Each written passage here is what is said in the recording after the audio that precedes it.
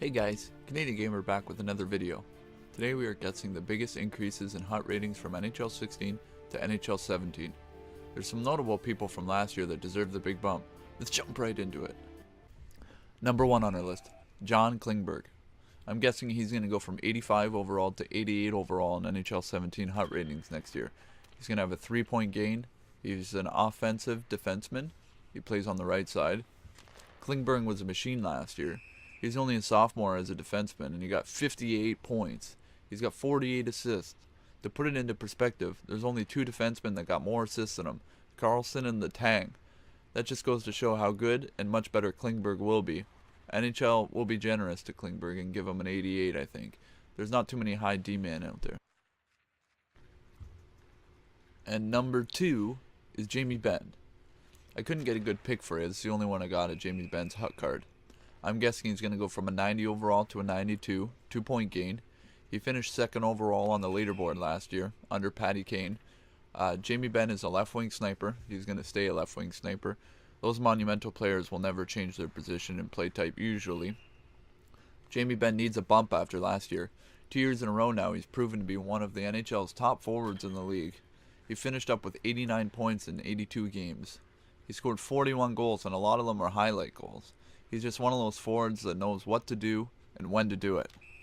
And he just happens to be playing alongside Seguin, for a little moral boost.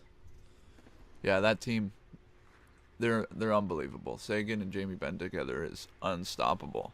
The start of the year, that's all you heard was Jamie Benn and Tyler Seguin. They need the bump. Seguin too, but Benn's on my list, number 2. He needs a bump. Number 3, drumroll. Kane. I cannot apologize enough for the distraction this has caused my family. Kane's going to get one of the biggest boosts next year, I think. He's going to go from a 90 overall to a 94 overall. A big 4-point gain. He'll always stay a right-wing sniper. Kane absolutely killed it last year. He was on fire after that rape scandal and just blew up the NHL. This guy got 106 points in 82 games. 46 goals and 60 assists. Just giving Panarin a pedestal to climb up onto our biggest overall increase list. With all the pucks Patty was feeding him, man, that line, I think Kane after last year should have the highest overall in the game, and I'm a Bruins fan. Kane deserves it. Number 4 on our list, Artemi Panarin. I think he's going to get the biggest boost this year, going from 82 overall to 87 overall. That's a big 5-point gain. They have him as a left-wing sniper. I think he'll probably stay the sniper. Panarin finished with 30 goals and 47 assists. He did some great things on Chicago this year. He's a stud. I think he will stay a sniper play type and bump up to 86, 87 overall. And I think they'll favor Panarin over Kuznetsov and give Panarin the 87 and give the Kuz around 85. They always favor Chicago. They always like Kane and Taves. They always seem to use that. So I think Panarin's going to get the big bump. And other players like the Kuz and the Ghost are going to get a little smaller of a bump. Number 5 on our list, Shane Gostisbehere here. The Ghost. He's going to go from an 83 overall to an 87 overall in NHL 17. He's going to have a 4-point gain. He's a left defenseman. He's an offensive defenseman in the game. The Ghost is the biggest story of the year. Philly's hopes and dreams. This stud got picked 78th overall in the 2012 draft. It's his first year in the NHL. This was easily the best rookie defenseman of the year. 17 goals and 29 assists, finishing with 46 points as a rookie defenseman. That's impressive. When you read the stats, it doesn't sound like that outstanding, but you have to watch hockey to know. The Ghost is on the Flyers. Their average player rating is probably in the low 80s. The second half of the year, the Ghost got his bump up to the starting lines, and he just lit it up. If they had him as a top 4D at the start of the year, who knows if he would have done it from the start. But when he was called upon, he stepped up. The Ghost is our defensive MVP of the year. Next up, in between 5 and 6, we have an honorable mention, Brent Burns. He's going to go from an 87 overall to an 89 overall in NHL 17. He'll have a 2-point gain. He'll probably stay a right D-man as a 2-way defenseman. We all love the Burnsy, and he's already been a top dog when it comes to defense. I think he will get another nod this year and bump up to an 89. The Burnsy comes in at first on the scoring leaderboard charts for a defenseman and second in points. He's an all-around player. He's been on the wing. He's been in the back. He is a machine, and he is my honorable mention for the day. The Burnsy is bumping up to an 89 overall and will be on my hot team next year. I guarantee it. Number 6 on our list, Sid the Kid Crosby. He's going to go from a 92 to a 93. He's only going to get a 1-point gain. He's a center playmaker. I had to put Sid on here because he won the cup.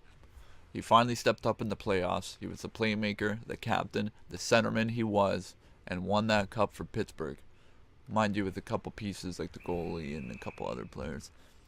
He had a slow scoring year. He stepped up in the playoffs. He finished with 36 goals and 49 assists during the season, and an all-around great player to have on your team. For that reason, we are guessing Sidney's new overall will be one higher at 93, and he drops in on our list at number 6. I had to put him in there. Number 7 on our list is Evgeny Kuznetsov. I think he's going to go from an 83 to an 86 overall player next year. He'll have a 3-point gain. In 16, he was a center sniperman. This guy had 77 points, 57 apples, 57 assists, guys. This guy killed it last year. He was a sniper player type last year, but I think they'll probably switch him to playmaker in NHL 17 after the way he played this past year.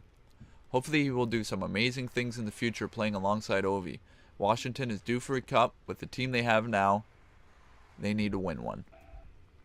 Number 8 on our list is Johnny Gaudreau. Johnny Hockey. He's going to go from an 84 to an 88 overall next year. He's going to have the 4-point gain. He'll probably stay a left wing sniper. Gaudreau was Calgary's flame this year. He had amazing highlights. He set Calgary up, created chances, and scored when he had the shot. He's a great team player, and he's very skillful. If he was a little bigger, he'd be the next big player. Playing alongside Monahan, who's another big up-and-coming player, and Troy Brouwer on the right wing, Johnny Gaudreau is going to do some great things in Calgary. Maybe he'll get traded to a better team and do some amazing things, win a cup.